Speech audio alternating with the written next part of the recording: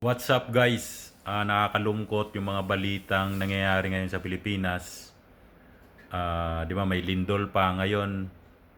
Nakita ko sa mga balita yung isa pang bata, 19 na MVP sa palarong pambansa na taga Davao na potential sana siyang inaabangan ng buong Pilipinas, ng buong mundo. Namatay raw dahil nalunod raw base sa mga vlog. Ayan, confirm naman guys na talagang siya nga yun, si Rene Baterbonian. Nakakaawa, napanood ko yung interview sa nanay niya, hindi matanggap ng nanay.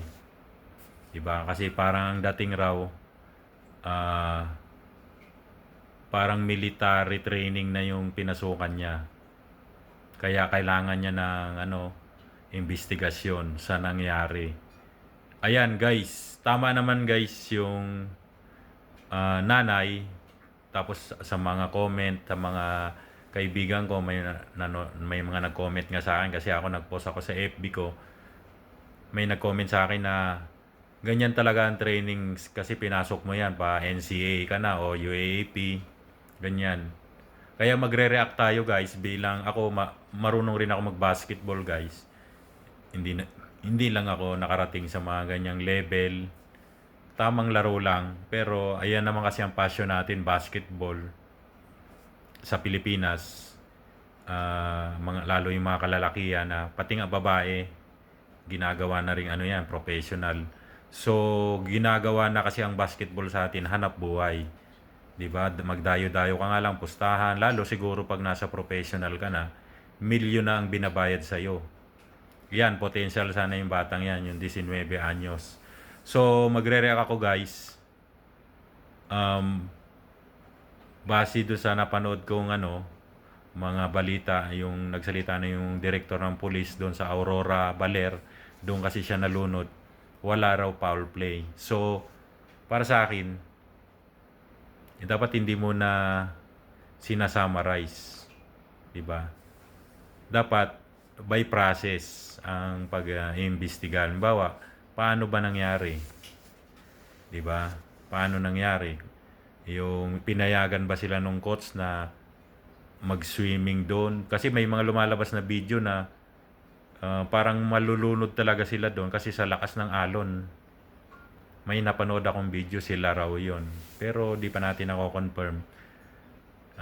Kaya para sa akin, may mananagot talaga dito, lalo-lalo na sa mga kung sino mang school o Ateneo, hawak yata sila ng Ateneo. Dapat niyan kumpleto. Kapag nagti-team training kayo, dapat kumpleto yan. Para naman kayong di nanonood ng mga basketball, di ba? Lalo yan, highest ko na yan, level of basketball na yan. Yung pa-college ka na, lalong-lalo na siguro pag professional ka na, mga PBA, MPBL. Laging kumpleto yan guys. Kung manonood kayo ng mga PBA, makikita nyo doon sa bench ng bawat team. Hindi lang coach ang nandun. Meron yan taga-hilot, meron pa yan yung water boy, may towel boy, may mga assistant coach pa. Ang dami yan guys, isang team yan. May doktor pa nga yan kasama eh. Kung mapapansin nyo, merong isang, minsan may player na hinihika, may nag-aalalay sa kanyang doktor sa team. Dapat ganun rin. Meron pa dyan na marshal, ikaw yung taga-kuhan kung mapaaway yung team nyo. 'Di ba? Dapat doon, hindi lang coach ang kasama doon kung nasa team training kayo. Dapat niyan, meron kayong may mga marshal kayo, for safety, yan, mga nagdidisiplina sa mga player. 'Di ba? Tapos dapat nga naka-transparency yung training nyo sa school, 'di ba? Kaya kung hindi man nasunod 'yon, may mananagot dito. Kung yung school ba o yung coach o kung sino man yung gumagawa ng standard way of training. Maraming tinatanong doon yung nanay, basketball lang naman yung yung profession niya, bakit dinala pa doon swimming sa dagat, 'di ba? Although may nakikita naman talaga akong mga player guys na nagte-training talaga sa ano, sa mga swimming pool, sa tubig, 'di ba? Yung mga highest level of ano na to, game, lalo yung mga NBA, nakikita ko 'yan. Sina sa sports, si Wembanyama, doon nag-aano, dala-dala yung bakal. Talagang doon nagwe-weight siya. Yun kasi nakatutok naman yun, 24 hours yung ano nun, yung mga team, 'di ba? Hindi kagaya kasi yung nangyari, ang bilis ng pangyayari. Ang tubig 'yan eh. Alam mo, maano ka nga lang sa ilalim ng ano ng tubig. Hindi ka nga lang huminga. 3 minutes yata ang pinaka maximum. Wala na. Wala ka ng hangin sa katawan. 'Di ba? Dapat alam 'yan, dapat may doktor 'yan magte-training. Di ka nga lang uminom.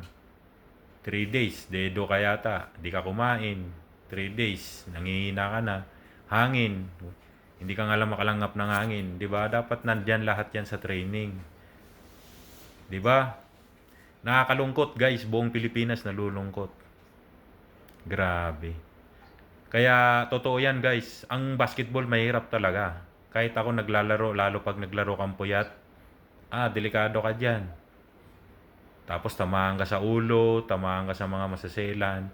Nakakamatay rin ng basketball kasi contact yan kung may magkamali ka dyan. Minsan nababalian ng paa, kamay, nasisiko, lalo pag ang kalaban mo marumi. Kaya delikado yan guys. Kaya kung kayo papasukin nyo yan na profession, ingat-ingat lang. Yun lang guys, masasabi ko, bye-bye, ingat.